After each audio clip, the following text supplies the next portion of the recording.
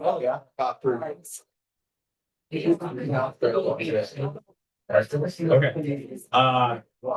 Sorry to cut some conversation short.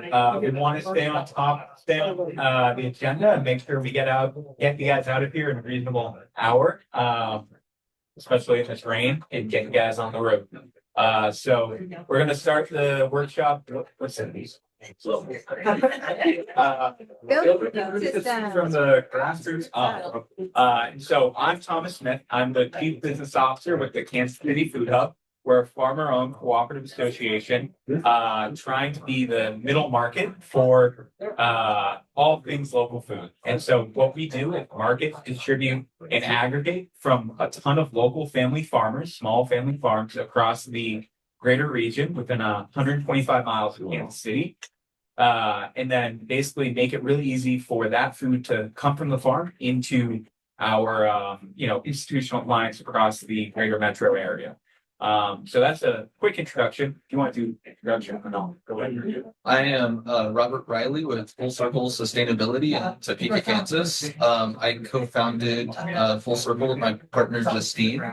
She's back running the shop today, so I could come have fun with you guys. But we focus our flagship program is our local food distribution program. We deliver produce once a week to people's doorsteps, and we're open Friday evenings and Saturdays. We do a few other things adjacent to that, but we're really looking to utilize the infrastructure that we have to support institutions and commercial buyers in the area. And also, as we expand our offerings at our shop, we're finding cheese south of Kansas City an hour, or Kernza in central Kansas. And we're forming these relationships with different producers that also have relationships with people like Thomas, and see that there's, a lot of overlap and effort happening there that can help lend to, other regions doing similar things in the food space to create additional strength and resiliency and reach. But yeah, to kind of start it off, what the Kansas City Food Hub is doing is trying to answer a really age-old question of how do we actually move local food into our community? For I would say a long time, we've been really thinking of farmers markets, CSAs, stuff like that, to try to get local food into our communities as much as possible. That's really missing a major segment of where most food comes from. And that is institutional clients, whether it be hospital cafeterias to grocers to school nutrition programs. If we just look at schools alone, our cafeterias for public schools make up would be the largest restaurant chain in all the world. And that's where a lot of our children are receiving their daily nutrients from. And so if we really want to get local food into the community, institutions are where we should start off. And so that's what the Kansas City Food Hub is really trying to make possible. And so going to that, we see two major questions. How hard is it for the farmer to do that? How hard is it for the institution to do that? And so if you, talk to a farmer, and if you raise your hand if you're a grower or a farmer here, some here, farmers are basically doing 1,000,001 jobs, having to crop plan, manage their soil, oftentimes manage staff, all while balancing family obligations. And so oftentimes, the less the conference is being held in the winter months like this one, farmers are in their fields and harvesting and doing the incredible work to grow the food that we need to eat. And can't spend their time necessarily going to conferences, building the relationships, going to client meetings, learning the expertise required to meet these institutional demands. And nor should they. Being a business person can oftentimes be more than one job. And so we should think less of trying to put the farmer onto that additional responsibility. And that's what we hear from farmers markets, even where uh farmers just want to farm. They don't necessarily want to go and be on and be a salesperson for their food that they spend day and day and day and months and months and months and blood, sweat, and tears to grow, to then have someone walk across their booth and say, uh, it's a little too expensive. I might come back. There's a donut shop down the way. I'll circle back to buy the healthy carrot after I eat the donut. And so, that's not a sustainable solution to keep putting that responsibility onto the farmer to, move that food. And so, what those farmers came together and did was said, we're celebrating our 10-year anniversary right now. We're kind of in the middle of it, where we legally got started in November of 2015 and legally started operating in May of 2016. So we're kind of in that perfect zone of 10 years right now. And 50 farmers entered that room to try to answer that question of how can we as farmers get our food into those places. And ended up being about 5 farmers left that meeting confident and saying we'll be the founders of the food oven. Funnily enough, I don't know if he's here. I don't see him. Tom from Kansas Rural Center was one of those founding farmers. And they formed the cooperative association that we are now working under as the Kansas City Food Hub. And those 5 farmers have grown and grown and grown now, almost back to that initial 50, where we sold for about 39 farms last year. And that's they're trying to then have us be the answer to that question. And now, if we look at that institutional client, why are they not buying local food? Why can't they go to a farmer's market and pick up all what they want? Or why can't they call up, all the farms they need, or get the supplies from their farmers directly? Or, all these, easy questions that we might have for a cafeteria manager, for a hospital manager, for, food pantry manager. And the question really quickly becomes that there's a lot of similarities between the farmer and between that often overworked and underpaid program administrator.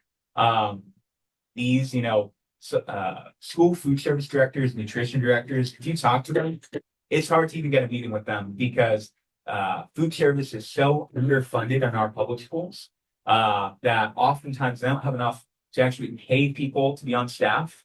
So we have constant call outs.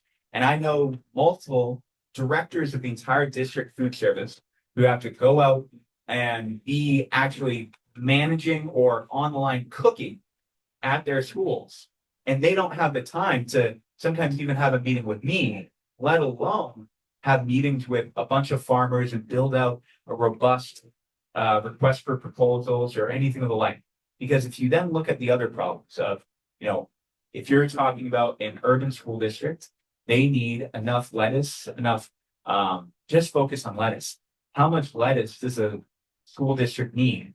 Kansas City Public Schools, one of our clients, to fill all of their salad bowls for every single school, elementary to their vocational. They need about 261 cases per week of lettuce. Not many farms can do 261 cases for one singular client. And so how, they can't then call up themselves 30 different farms to make up that difference. And they don't have, the time to go meet with these farmers. They don't have the time to do any of this. And so they need just as much of an easy solution as our farmers. And that's a middle infrastructure of a food hub, where we can aggregate from all of those wonderful family farms, put it all online, and then have that availability go out to our multiple clients where, in the last 2 years, we went from being in only 6 school districts to now in this past year, 35 school districts. We're in, about 4 hospitals, cafeteria programs. We manage about 3 active food as medicine programs.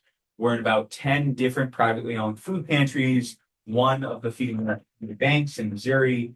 I could go on and on and on. And that's because we can actually, when we're all together, as in, I don't know how many folks were here for Nick's co-op talk.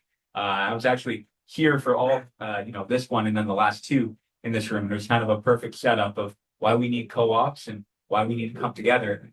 And then what beautiful stories can come out when when those connections are made. And what we're really trying to represent is how to systematize and make those connections long lasting. And so, under that cooperative spirit of all those farmers, we make it very easy for those clients. And as you just said, that we grew from all those different school districts, and in the last 3 years alone, our annual revenue for our farms has gone up by almost 300%. The exact percentage is 291%. Our annual sales revenue have increased. And so we're really able to offer great service to our farmers of providing and creating those reliable and resilient markets because we're the ones actually managing them. We're the salespeople. We're building the expertise, building the connections, and able to find clients for our farms so they can do what they love, farming and growing amazing high quality food for the people in the community. And then food service directors can get local food easily and effectively and have healthier outcomes for their clients. And you see from the Blue Springs School District, one of our primaries, when they have lettuce in their salad bar from us versus non-local lettuce, the local lettuce has a 40% increase in salad bar usage for those students across the entire district on average. And so, local food works. It's just about coming together and trying to figure out all those puzzle pieces to make it work. And the real model we've been able to show off is that a food hub in general, that is able to aggregate and have those online services to make it look as much of a regular Cisco or CMC Produce or Liberty Fruit to copy that type of ease and efficiency for the food service distributor, while also having that physical infrastructure to actually move the product and make it as easy as possible for the client to get the food and sometimes even the farmer to get the food over to us. So we're really happy with the growth we've been able to see and the support we've been able to gain from the community. And most importantly, the expertise we've been able to build. So, most impressively, I think, is that we're really, the CSA model of community supporting agriculture, we really try to replicate what I call, agriculture supporting community, where, when the community faces challenges, we can be that not only that middle infrastructure for our farmers, but for the community as well. So just this past November, when SNAP was paused for so many community members in Kansas City, I think it was over 80,000 families were affected. The tenant union for Kansas City actually reached out to us and had us build a custom food access program for them in only 6 days. And if we didn't have the vans, if we didn't have the cold storage, if we didn't have access to those farmers, those tenants in unionized apartment buildings across the metro wouldn't have had access to that food. They wouldn't have had the ability to create a food access program because they didn't have a food hub partner or really anyone who has cold storage who can say, yeah, we're a co-op of farmers. We believe in trying to help out the community, help out the little guy, help out the people in need. And we're going to help you out in this time of crisis and build a wonderful food access program. And that ended up netting $50,000 for local family farms to have their produce, meat, and eggs going to tenants across the metro in a time of need. And that ended up specifically, we were delivering 500 CSA-like boxes out to the community for the last 3 weeks of that program. And so those are numbers, and those are, I'm sure the growers in the area can say that putting out 500 CSAs per week is a lot. And without the type of scale of Food Hub offers, it's really unfeasible for that to happen. And so we really are trying to uh, mesh that middle where we're connecting those small family farms, connecting medium scale farms, but not needing to be like a regular broadliner or a CNC or a Liberty Fruit or anything like that. We're more community focused and community centered. And that's why we are trying to look out across Kansas and see how we can kind of replicate that. And that's kind of what brought us to Rob, who's sitting right next to me, who leads Full Circle, co-leads Full Circle Sustainability. He'll talk a little bit more about that. Yeah, so a lot of the themes that we've heard today between Thomas's work with the Kansas City Food Hub and the two organizations that spoke prior from kind of some of that restaurant perspective, a lot of the themes are the same regarding, the relationship element, the supporting farmers, supporting consumers. So Full Circle started as a food distribution service. I was at a conference somewhat similar to this one in North Carolina one time, and I heard somebody speaking about industrialized hemp and how everybody at the conference shouldn't run out and start trying to grow hemp. Somebody needed to process hemp. Somebody needed to make hempcrete, and somebody needed to build with hempcrete. And I had been spending a lot of time around farmers focused on sustainable and regenerative practices. And I had maybe dabbled with the idea of farming myself. And then I just realized, my skill sets were around marketing, website building, entrepreneurship and production, and that I was having a hard time in Topeka sourcing local, sustainable produce on a regular basis. I traveled a lot. I didn't keep a lot in the refrigerator. Sometimes I'd come home and I'd have to wait 4 or 5 days before the market would open, or I'd have to hop to this farm or this pickup or this CSA to piece it all together. And I thought, there's got to be a better way. And the vision of a local food distribution service started to come to fruition. And it was one of those things where, because I had been in these spaces hearing about, the importance of soil quality on, nutrition density in food, or the importance of no-till, low-till, and cover cropping. I knew those were important stories to tell consumers about food and why and how environmental health and soil health equals community health and better nutrition. And I'd grown up in a local business, and I really supported, local economics, and recognized that local food makes lighter impact on the environment and the planet. Food stays fresher. We're sending food over shorter distances. Less time to refrigerate it means energy savings. And I wanted to insert myself into that space because I was passionate about it and find a way to utilize my skill sets to do so. And I knew farmers, kids were having to skip out on softball and scouting trips and things like that because they were busy at the farmers market or busy at the CSA pickup. And so, yeah, we wanted to make it easier as consumers to access quality food, but we also wanted to make it easier for producers to access customers that appreciated it and were willing to value it and come back to it and invest in it.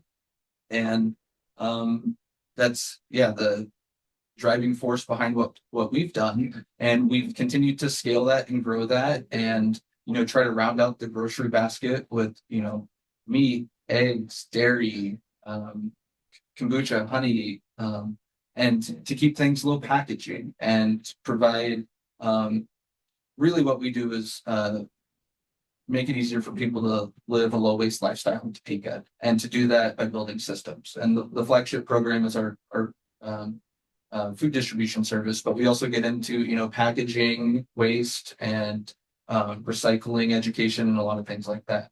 But as we continued to grow and formed these relationships, we realized that opportunity to scale it provides greater access to more people, either by increasing, purchasing power and getting it lower for the consumer, or as we started to learn from Thomas, these institutional clients can really make a huge impact on producers and the outlet and the market for them. And it's, just hearing their goals, their infrastructure, it was a lot of similar things, but coming from a different direction.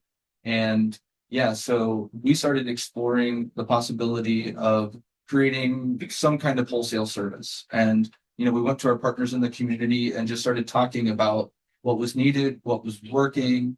And yeah, that's just, we kind of thought about restaurants here and there, but, we hear the challenges there, communicating with 30 different farmers. Do they have enough spinach for how long for me to set a menu and things like that? So we just felt like the things that we were already doing were poised to scale and provide, some of that benefit to commercial clients. And yeah, so we've been working with Thomas as, how can we learn from what you're doing in Kansas City and start to apply that to our area, and how can we maybe connect other parts of the state to Kansas City, or Kansas City to other parts of the state? We're running out to Prairieland Market and Salina more and more to pick up certain items, or getting Weeby cheese or Granny's mustard from Central Kansas, and so we're making these big distances, these trips, but we also know others, want things from Kansas City out central, and so we figure that there's a role here, and if we get together with the right community and the right partners, that we can start to figure that out. And Thomas was in the middle of, I think, building a vision that maybe we fit into well. So I'll let him kind of talk about that. Yeah. For a food hub to exist, I think a lot of farmers want that type of infrastructure, and community partners want to have that infrastructure to try to get local food into their communities. And client and institutions want local food. And so we were kind of envisioning how to build those food hubs across the state. And we really were happy to get connected to Rob here and basically pilot what that would look like this past fall. And so too often there's a chicken and the egg problem where, I think Kansas Rural Center has a really great research into this when their central food corridor, where you talk to farmers, they don't want to get involved until clients are attached. Clients don't want to get attached until farmers are attached. And so what the Kansas City Food Hub has are the farmers and the expertise to build client relationships. So what we did in Topeka this past fall was essentially run a route out to there and build some institutional clients with an understanding that full circle, when they have the farmers, when they have the capacity to do it, those will be their clients. So it's only for a short period of time. We're just, building the food up for them, and then kind of divesting from that area so that we have equal partner food hub right in a close by city that we can run trucks in between, support each other, and all of that. And so what that looked like was that, we already have all the price sheets, we have the, how much availability we'll have, all of that pretty well available for the Kansas City Food Hub. And I, have pretty solid connections with the work that we're already doing, Student Department of Education and a few other larger partners. And so just for instance, we had the Department of Ed put us in a meeting with the Topeka Public School District. And within an hour-long meeting, we were able to pitch the entire concept to their district and have them start buying within a month. And just for instance, it took us nearly a year and a half, I think, to get to our first school. And I then went and met with Rob and Justine, I think 20 minutes after. And I think what you said to me was that you thought it was going to take 5 years to get into Topeka Public. And with our expertise, our knowledge of how to close that sale, how to actually know what the clients want, know what a public school needs for local food, and already having all the supply at hand, we were able to start that client relationship and deliver farm fresh apples, lettuce. We had pumpkins, we had butternut squash, we had I believe summer squash and cucumbers and a few other things, I believe, to Topeka Public for all of their elementary, middle, and high schools this past fall as one of our additional districts. And then we did the same thing for food as medicine program. We're building that out. We're building, we have a food pantry client and a handful of restaurant clients that we've been able to develop just for our Topeka route. But the difference is that, as the name suggests, the Kansas City Food Hub just wants to be in Kansas City. We don't want to be running the line to Topeka. And so we told all those clients, this is what the relationship looks like. We hope Full Circle will have a fully functional food hub that can handle that delivery, and not only handle it in the sense of last mile, but have the farmers to work it within 3 to 5 years. And they're all gung ho about that. They want a local community partner. Oftentimes, they know Full Circle already, and they love the idea that we're helping build that foundation for them. Because we look back at our history. Like I said, we're 10 years old. It took 7 years of those 10 years to get to $125,000 in annual revenue. If we were to pass off the Topeka, all of our Topeka clients by the end of this year, from our sales projections, they will have $125,000 worth of client like annual revenue. And so we basically leapfrogged Topeka's food hub into a far more stable position that can actually have deep community roots and not be worrying for year after year. Oh, are we getting the right client? Oh, are we doing this? Oh, are we doing that? They already have the food hub operating. And it didn't take them 7 years to build. Let's be honest, with climate change knocking on our door every single day, we don't have 10 years for every food hub, every city in Kansas to build a food hub. We need them far faster than that. We need to do it effectively and efficiently. And so Kansas City Food Hub has built a relatively, I would say, good model for the Midwest. And what we can do is not only do what we just piloted in Topeka, where we've identified a community partner, established a deep connection with them. I hope deep connection. He's obviously on stage with me. So, and then run our supply, bring our expertise, and build a foundational food hub, kind of like almost a minimal viable food hub in those different communities across the entire state of Kansas, and have them have these cities have functional food hubs within 3 years rather than within 10. And most importantly from all of this is that these food hubs, and again, when I say food hub, I mean wholesale, farmer food hub. I know there's other food hub concepts and such, and we're happy to have them part of that whole picture and see the different ways they can collaborate. But these wholesale food hubs across the entire state of Kansas that not only are going to be almost built overnight when we're talking about the speed and efficiency sometimes it usually takes, but they're going to be using the same software that all of our food hubs are using, because they're being built from our kind of DNA of a food hub, using the same delivery days, using the same type of harvest to order model, using all that same DNA so that they can work effectively and efficiently together, so that, like Rob was saying, if he needs food down from Salina, there's already a food hub down there with a truck that's on the same ordering cycle as this Topeka food hub, and is able to then effectively and efficiently bring it all the way up to Topeka. And hopefully Topeka would have something to give back to them. There's always specialties in every community, and I'm sure there's some great growers and a creamery or something like that in every city that we could trade between. Because of that DNA and because of that connection and collaboration possibility, we could really have the whole network of Kansas being connected together. And what we're calling that, and will be launching a white paper later at the end of this month. Will be called the Local Food Constellation, because it's not branches of food of the Kansas City Food Hub or anything like that. It's rather we're building equal partners that are going to shine just as bright as everyone else, and paint a beautiful picture across the entire state of Kansas. Well, but yeah, what do you feel like is your place there?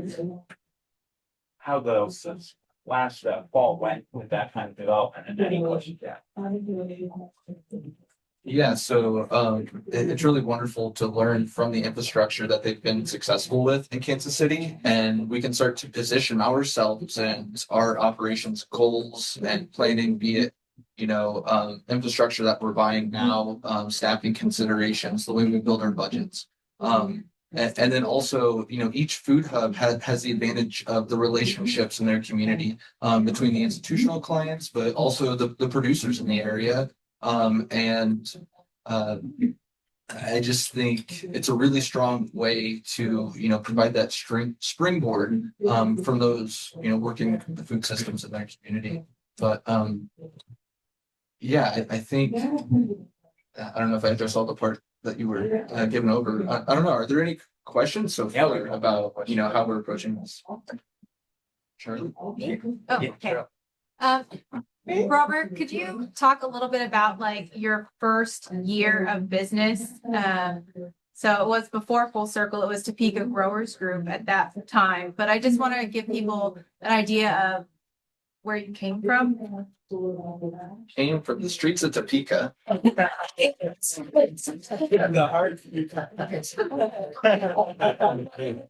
Jumping over creeks and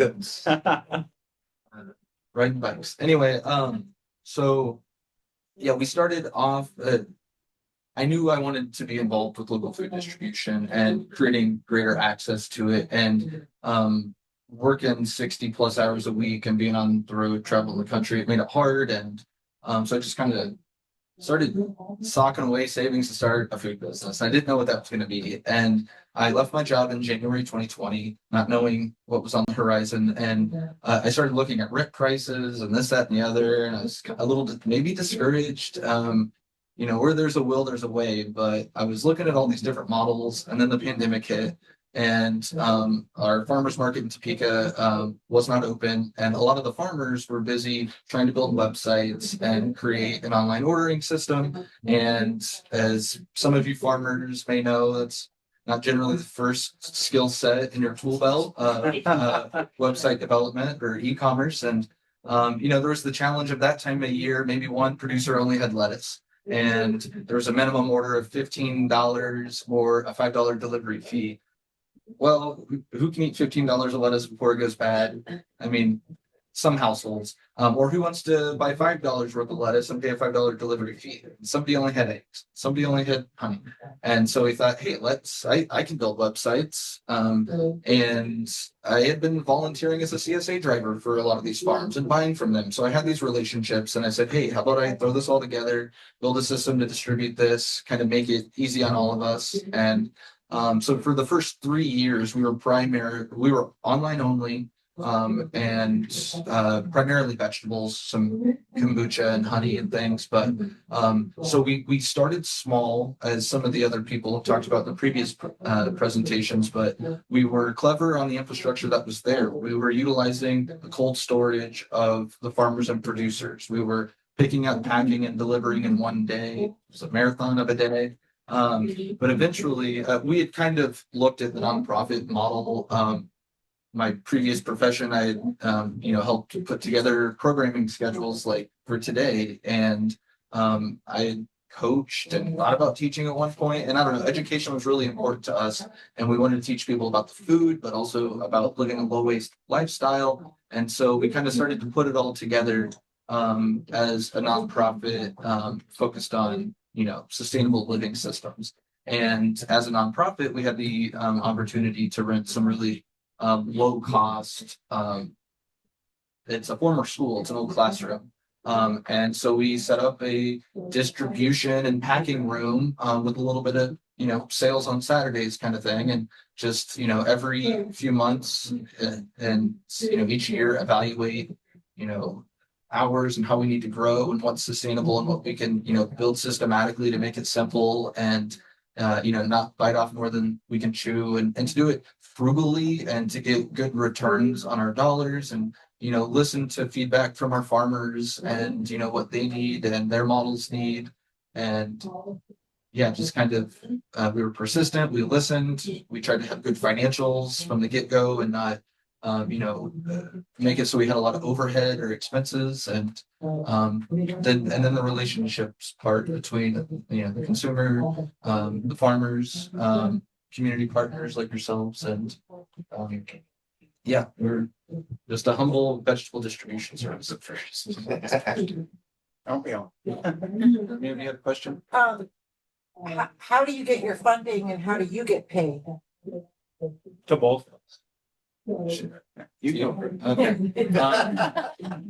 But my operation kind of runs itself. The food distribution pretty much pays for itself in the food program. We do a lot of community events and education as well. And we're always expanding. We put almost everything that our nonprofit makes back into the nonprofit. I am actively more than ever trying to find ways to monetize the consumer side of what I do to hire staffing. I volunteer a lot of my time. I have part-time jobs in other spaces and it's an active passion for me, but it has to become something that, we can monetize to make it sustainable. And so, we're offering sustainability services to help businesses evaluate, become more sustainable. We're clever with fundraising. We've been blessed to be fortunate on grants. And we sell things beyond food. So food has a pretty notorious low margin. And once again, this is kind of a different strategy for consumer sales versus being a retailer versus like the wholesale side. I think that's a different equation to crack. But I make a lot more margin on soap, but we have a soap refill service. I make a lot more margin on soap than I do beef. And so I make sure that I get 35% margin on my soap and 10% margin on my beef. And trying to balance that or, having value added services. One of the next things, and I know Thomas could actually speak to this better than I could because he started to implement it, but in a different way because it's institutional, more than consumer focused, but or final consumer focused. But the value added chain, so we have conversations with our farmers about, well, in time as we start to grow and we figure out the next path to certain sides of what we're doing, can we be freezing tomatoes or canning tomatoes? Can we be making pickles and like getting more out of the harvest, providing more income back to the farmer and more opportunities for the consumer to avoid or maybe you can find local pickles somewhere occasionally, but where can you find the stuff consistently and know that you can go back each year and that it's going to be there? And so yeah, we're always trying to think, okay, what are the value added products we could start to get into more? Which products can we have the best margin on? We taken merchandising classes to make it so that we can get more margin and sell better certain products and knowing how to get strategic about that. But then, yeah, we have some recycling services that are pretty low cost for us, but pretty high value for the customer. And that can help our margins too. So at our organization, that's how we, fund ourselves currently. And certainly part of that is looking like, well, can we provide, wholesale and, have another, we already have the infrastructure. We have the expertise to do the distribution, the cold storage, the relationship forming. And yeah, so can we, multiply our efforts of the infrastructure that we've built, invested into? Yeah, for the Kansas City Food Hub, we have mainly two ways we get funded: earned revenue, i.e. sales, and then the secondary is grant revenue. And so we have had the luxury of being on, even though we're a cooperative association and we can't necessarily get grants that often by ourselves. And also, as you might have heard, if you were in this, either the listen to that keynote or listen to the cooperative session. it is rather hard to get traditional capital as well as a co-op. And so we've had the luxury of being on a lot of USDA grants as a collaborator or as a consultant. And obviously with writing on the wall a little bit on some of those. We major USDA grant this past year, the Heartland Regional Business Center was put on pause and then canceled altogether. We were a collaborator on that, receiving a good amount of grant money every year to help with that program, but also that's obviously in alignment with our current operation. And so because of that, we've really had to take a hard look that we don't want to be only grant supported. So again, for the first 5 years or so, I think we were 10% being supported by earned revenue and then 90% grant revenue. And I know when I joined with the Food Hub 3 years ago, it was about 30% of our operating expenses were covered by earned revenue from sales. And then 70% was from grant revenue on mostly major USDA grants.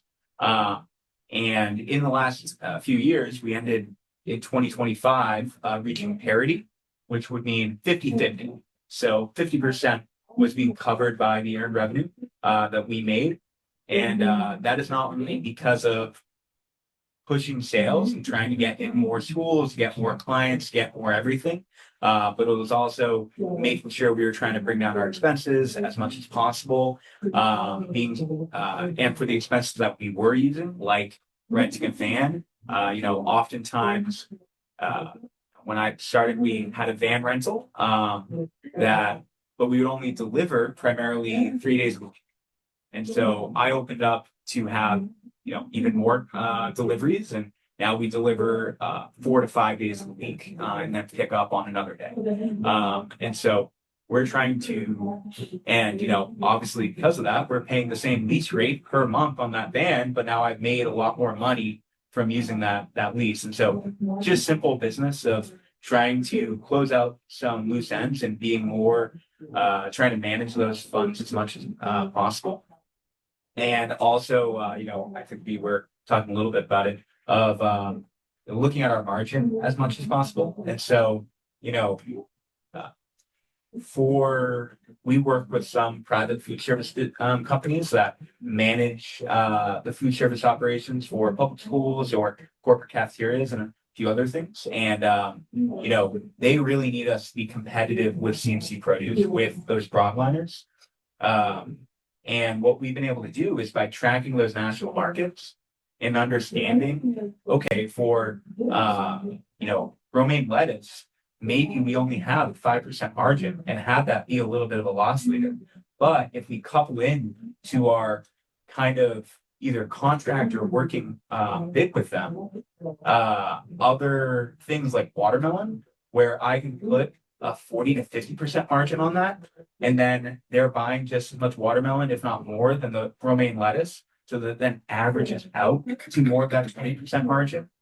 We've been getting really creative with margins and trying to have price lists have a stack margin that can then average out to the 20%. Because again, we're trying to give as much value back to the farmer as possible. And we, instead of the usual only 16 cents or 13 cents goes back to the farmer per dollar, it's on average 80 cents, and we try to keep it that way. And we've just been trying to make it more of a volume game of, like I'm saying, if we can run a route every single day and have it fully filled up, then where that cost of the van is the same, the cost of the staff oftentimes is the same. And we're just trying to make a lot more money with it. And so that's kind of how we're funding ourselves, trying more and more to do it through earned revenue and through sales. But it can be difficult. Right now we're dealing, to be honest, with a little bit of cash flow because we have school districts who, have sometimes needing a net 90. And we need to pay the farmers sooner than that. And obviously, because we're a co-op, we can balance a little bit more and be honest with our farmers. But, it can definitely be difficult to finance the Food Hub. Any other questions? Elizabeth? This is such a great presentation, both of you. Thank you. Probably everyone else in the room can get what I'm trying to with the Kansas constellation of food hubs. How does it work in terms of, so it does cost money, fuel, van to get the food to Topeka? Yeah. If it comes from Kansas City. Yep. Is there a slight markup on the food that's installed in Topeka to account for those costs? In my brain, I'm trying to think about, as you expand farther and farther out. Yeah. Is the idea to keep trucking it from Kansas City or with your partners, find out what local farmers are in the area? So right now, the Kansas City Food Hub is managing the Topeka School District, all the Topeka clients. And we're just interfacing and keeping full circle along. We hope that with their new incredible build out of more cold storage, you folks will be able to do a lot more last mile in this coming fall. But right now, our margin's flexible enough that we're not losing money. We're just not losing. We're not just making as much money, bringing it over to Topeka. And again, with more volume, that could kind of come up a little bit more if we're only running one route, and that's sometimes in a truck, sometimes in a van. Obviously, the truck's making a lot more money. And so with the digital infrastructure on our side, we could probably minimize that as much as possible of any type of loss, and make it far more equivalent to what we're seeing in Kansas City. But obviously for Topeka, that's a different situation than if we're talking Salina or Wichita or anything like that. The short term is yes, that we would hope that we're bringing our food from Kansas City or maybe Topeka, if it's built up by then, to those more western cities and potentially losing money or hopefully having some grant revenue to cover any losses we would see with that in the short term. But the long-term vision is that those food hubs would have building up their own farmer bases, and being able to then, when we divest, not have to truck anything in from Kansas City, have those Salina farmers, have those Wichita farmers supporting this market there. And then for, sometimes having to run a route out to from, neighboring cities, but it wouldn't be, if we have a constellation and have all those points, we could, instead of having Kansas City have to drive out to Salina, it could be Salina to Topeka, Topeka to Kansas City, and that's again cutting down on costs. And so the real benefit with the constellation is that if we had some type of managing organization overseeing the statewide thing, that the food hubs would still have their own operations, still keep within their own value sets, is all the communities are going to look different. Sometimes the markets will look different too, and the farmers will look different. But if we have a statewide partner who has kind of an equal partnership to those individual food hubs, we could offset a lot of the costs overall and bring down the cost for running a food hub. Because right now, without a statewide partner, I have to pay for a bookkeeper. I have to pay for an accountant. I have to pay for marketing. I have to pay for all this. Does every single food hub need their own bookkeeper? Does every single food hub need their own mechanic? Does every single food hub need their own marketer? No. Some of those things could be statewide. And then that's now, 10% reduction on this, 10% reduction on that for every food hub across the entire state, which would make them even more profitable, hopefully. And again, efficient and effective. And I was just going to say, in addition to the shared resources that Thomas talked about, I think, one of the beautiful things that could come about is the exchange of goods from areas. So maybe that van's going back full with different products. And so then you're more efficient. Never want an empty truck. Never want to have to go. Yeah, so I mean, I think that, that exchange of each person doing a chunk and then not having to drive 4 hours, and only drove an hour, and you can use that together creates, benefits on the other side of the equation. Yeah, the conventional thinking or wisdom always refers to supply chains. Yep. And it seems when you move into the cooperative model, you kind of need to break out of that thinking and think more in terms of supply webs. Yep. And your term of a food hub constellation kind of fits that web concept. And would you speak to that? Yeah, well, too often, well, if we look at the industrial food system and look at all the things that have brought us to what we're facing today, where not only are we not having enough nutrients in our diets, lack of access across the board, but also, our farms are failing. The farms that do still exist are becoming consolidated, and we're importing almost all of our specialty crops. And so, failure after failure after failure of a system that's supposed to be feeding not only America, but if you read the marketing, feeding the world. And so if it can't even feed America, it's not really working well. So we want to look and try to adapt some systems of it. We want the same ease, we want the same efficiency, because at the end of the day, I can get a client to say, oh, I love local food, I love this. But if it brings up their budget by 30%, if it makes their time that it takes them to order an additional 30% or anything, that counts. And we need to make sure we're replicating the efficiency of that failed system as much as possible, but in a far better way. And so the main problem I see in that system is consolidation.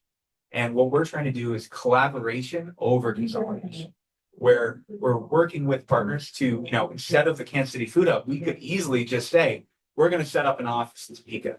But we know that you need to actually have community roots, that you need to have someone who actually is from there, who lives there, who loves there. Grew up on the streets of Topeka. Grew up in the heart. Yeah. Who can actually be part of that community and empowered to operate in the same space that we're trying to operate in. And so that's how we're, web, tree, anything, we're really trying to see it as a constellation of, because not only can it be these major food hubs in these major cities, and then maybe a few in centralized rural parts of Western Kansas, but also, a star has a solar system, we can have these food hubs have smaller little bits and pieces, have value-added procedures, have additional small businesses attached to them. One of the Topeka Food Hub, or let's say the Salina Food Hub that we hope to build, might see it as an important thing that they want to have a grocery co-op that they manage to, that they want to have a cannery or something like that. Maybe the Kansas City Food Hub doesn't need that, but that's perfectly fine, because every single food hub has their own community control and can just work in tandem when they need to. And so those food hubs will hopefully look a little bit different, but all be connected. And that can also, I forgot to say that, not only the efficiency, the less resources used by all these food hubs, because we can kind of aggregate those needs across the entire state, but also there's clients. We work with OPA Food Service Management. They run 60 school districts in the state of Kansas. I know their procurement manager very, very well. And he tells me, if I have a food hub, if I can recommend a food hub in Topeka, if I can recommend a food hub in Wichita, he will let all the schools that he manages in that area work with them and buy from them. And there's tons and tons of other statewide, national food service companies that we can tap into and have the reputation of all of the food hubs together, so that we can get institutional clients that are going to be the bottom line. Because just as much as I love working with restaurants and I love selling incredible stuff to them, but if they're only buying $200 a week, that's not going to pay my driver, that's not going to pay my lease, that's not going to pay anything. We need these anchor clients like institutions to be able to buy from them. And those are oftentimes with food service companies that want you to be able to interact with the entire state. And I just want to add on to that with one or two things here. We find that Full Circle and really focused on creating sustainable systems, that if you can make things easier for people, they're more apt to interact with it. And I mean, Thomas has gotten at that point here, but just to kind of, hit the nail on the head, like if it's easy to order local food, more people will do it. yes, we have to be price conscious and margin conscious and all this other stuff. But creating systems that make it easy, there's an incredible response to that we've found. And so just, I know a theme that we talk about often amongst ourselves in our current operations and visions for future ones is, yeah, systemizing that and making it easier. We're up against convenience culture oftentimes. And so we have all of these values that are some of the reasons some of us do what we do.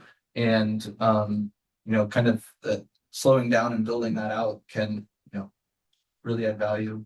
And just on, on the pricing thing and the web, when we have farmers that are able to reach a far larger market because they can reach institutions and other portions of the state, can make it so they maybe don't have to pay somebody to be at the farmer's market for 6 hours and, their margins improve and, can we share in that margin or increase their margin or, at this volume and the scale, we can start to get some pricing down. We can, the shared equipment and resources or maybe bulk buying power. I mean, I think there's a lot of avenues to potentially provide benefit to the institutions and the producers in that. So I just have a comment on this because I think this is great. And I've been around from when the food circle and the food hub and all that stuff. So this is really great. I just want to remind everybody too, that that consolidation actually does offload a bunch of externalized costs onto the rest of us. And you are competing against that. And efficiency can only take us so far, and economies of scale only takes us so far. So I love what you're doing. I love what everybody is trying to work on because we have to have these models. But I also think we also have to work and say, break them up. We got to break these people up because we are our companies up so that we don't have them externalizing the costs because you have real costs. Yep. There are real costs for the farmers. And what these consolidated companies are doing is trying to take all of the profit off of all of us, right? So I think this is really, really absolutely critical that we have these models, and I'm so excited about these models here in Kansas. I'm from Missouri. We have other models, but they're good stuff. Yeah. But I also just want to uplift that we also have it's an unfair playing field, and you can't play fair and always get ahead in an unfair playing field. Yeah, and I do want to say that we're operating in Missouri too, and we're doing a very similar constellation where we're building a food hub in Columbia and actively working on the final steps of building one in St. Louis. So the additional point would be that hopefully the Missouri constellation and Kansas constellation could connect just as easily. But I do want to say, though I deeply agree, and not only do we need to break them up and have a trust buster back in the now 100 years later, but the laws are on the books. The Sherman Antitrust Act should be enforced and should break up these folks. But that does not stop the incredible amount of cultural and economic values that have been implanted into into America from these companies. And if we don't have an alternative like a constellation to show these people that if you do break them up, it is why they got so big. It's because it was said that it would be more effective, more convenient, cheaper for the customer. And what we found during COVID is that that is not true. We have a consolidated food system that has, breakpoints and bottlenecks that are intentionally designed to create more profit for a very small amount of people. And in times of crisis, they do not work. And we need to remember that from COVID and have an actual functioning food system. But we can't just tell our policymakers that we won. We need to be building it, kind of building the car while we drive it. And I think we're 25% of the way there. I do want to just say that we're able to, right now, our apples this past year, Kansas grown apples from South Baldwin Farm, Baldwin City. We are able to get it from him and a price point he set with me. Our apples were cheaper than what you were getting from Washington State. And so already you can see that the model is working, that there's greed among these large scale distributors that are putting more and more money onto their checking accounts and less on the farmers. And if we don't act with that same intention, we can build systems now that do create lower costs for our consumers and better value to our farmers. And final point I'll make on that, I'm sure Rob has a little bit more to say, is that we started with the Topeka Public School District, the one that was the anchor to our Topeka build out, talking about low cost food from our Mennonite farmers. And they only wanted 3 items initially. And by the end of the semester, that food service director loved our product so much and knew that it worked, knew that it could work because we actually had a working model, that he was emailing me and talking about how we can get organic cauliflower into our school system, and that he was willing to work the budget a little bit because we had that built trust. And if we don't meet them where they're at, we can never get where we're trying to go. So I'll end on that. Yeah.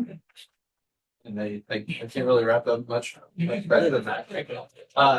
The only other thing I'd say is just to build on, the conversation we had just been having, but decentralization is really important for our systems to be resilient and stable. And I know I'm preaching to the choir here on this, but our customers kind of have this smug little smirk walking out with their eggs when there's bird flu and you can't get them on the grocery store shelves, or there's a salmonella outbreak on onions and they're sitting there loading up on onions and we don't raise the price on them. They just get to enjoy onions because they support a local decentralized food system. That needs anything.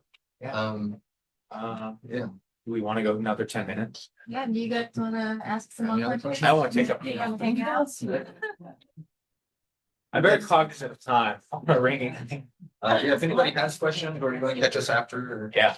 No, but the Yeah. Topeka hub, are you gonna be branching out from the Topeka area? Like I live up near Holton. So like the school systems in the different surrounding counties. Well, I don't want to speak for, I do hope that Rob would be more in charge of the exact business pieces of what that food hub would look like in the future. Right now, like my conception of it is that major city areas can act as a major hub. And if we need to build out micro hubs or something later on to hit more of these rural areas, that would be one thing. But we had some pretty good success the past 2 years, running as far down as Joplin. Actually, we almost hit the border a few times. We were down in Branson, I think, Purvis, where, from Kansas City, and instead of needing to build additional infrastructure, getting additional permitting, zoning, all that, having a central hub in a central city that can have a lot of the urban clients fund a lot, and then have maybe a little bit of a loss leader, but still should be a little bit profitable. It's not as high of margin going down to these rural areas, because then I can just build out a full route where I can say, okay, I'm going to go on this highway and I'm going to hit every single school district and talk to them. And then when you're in the school district, you then have them tell you what their favorite restaurant is. And then you go to them and say, well, I'm feeding your school district. When do you want to buy local when we're in town? And then they say yes. And it's just as easy as that. That you get into some of these anchor clients like schools, you can build out a whole rural route that's from the urban hub, instead of needing to bring out additional costs and potential duplication. When we're talking about, USDA money going away, you really want to be as cautious as possible, I would say. So my current thought would be that urban hubs can hopefully help, or central rural hubs can help with that kind of food access across the state, instead of needing to build a giant web of these smaller micro hubs, Do you want to talk about our experiment a little bit that we did with the Rossville community? Oh, yeah, I'll hit on that. And actually it feeds into what I was going to say. I think another tier of this can start to be looking at finding partners like Cecil K's, where you can have, a grocery store in Holton that, is been you know, they're created because Walmart bullied every grocery store out of Polk. And so, you know, they do appreciate local. Now, what does that mean for them? And can you be working with, you know, commercial clients that, you know, so if you get to the Holton School District, it's an easier pitch to Cecil K's for them to start expanding, you know, a local food section.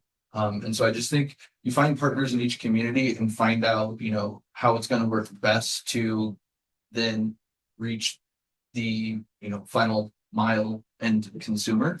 But yeah, I think there's probably a lot of different ways that can shape out in different communities.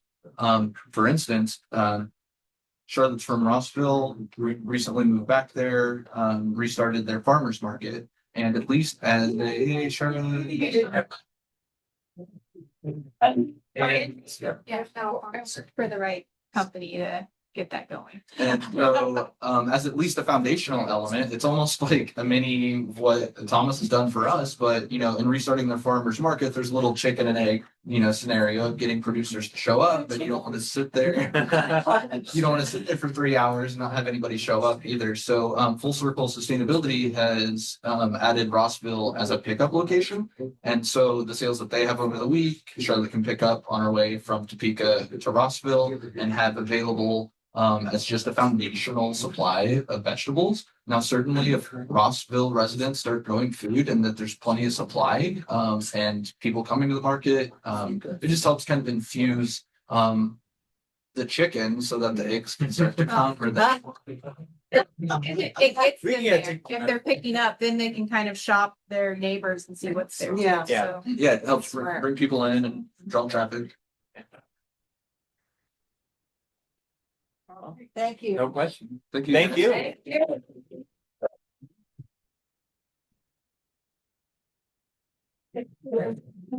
So,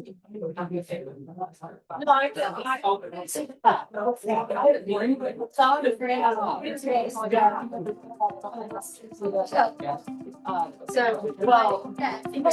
Yeah, give them a card.